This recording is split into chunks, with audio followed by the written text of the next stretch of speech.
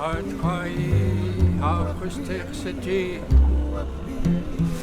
ya shigenya ha it was too to cut that with the siku ha shokao to how it was too cut that ya that kiyasaya achkan kiyas kageyasaya he gaekwan.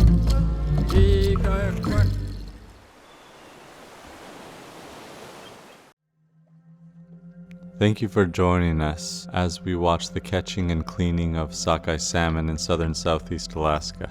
The method that we're seeing here is called beach seining.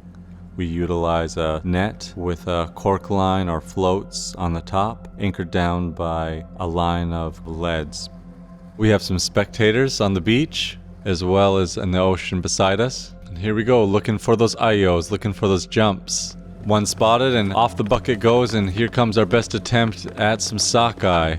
Once you run your net out and you're able to kind of make a fish hook in, you then start pulling in the web, the cork line, the lead line, trying to enclose the fish even further. Oftentimes you won't see any action until you get that enclosed far enough down till the fish start darting off into the lines and you start seeing the corks bob. Usually you hear inside, it's one at a time, sometimes even as a whole bundle. 1 dozen, 2 dozen may not seem like much, but it'll feed a few households, and that's our catch. At this point, you reach your hand under their gill slit, twisting their gills until you rupture a good bleed. You put them aside, usually in a cooler or in a nice cool area on a boat. You don't want their skin to get dry, and you certainly don't want them to be out in the sun for too long. Different households have particular ways of cleaning their fish, as well as how they handle their fish and how they put them up. There's a variety of ways to clean the sockeye once you have them. One is to cut off their heads with the fin on, to smoke them, to eat them.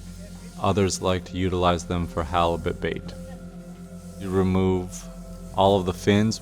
The only thing that you do not utilize for food, you have to make sure that knife is sharp. It makes it for an arduous job if your knife isn't nice and sharp and up to standard. You split open the belly.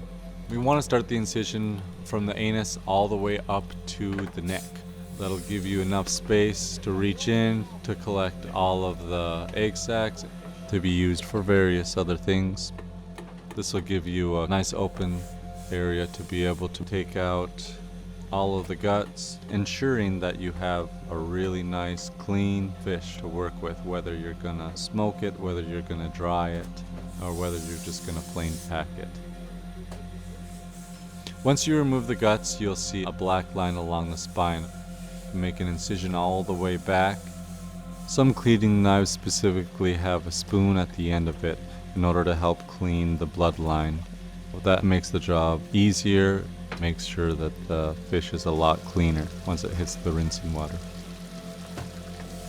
This isn't considered work to many. This is considered to be a really exhilarating activity because you get to see your food, you get to work on your food, you get to put it up, you know where it came from, you know how it was processed, you know how it was harvested, and you know how it's going to be preserved.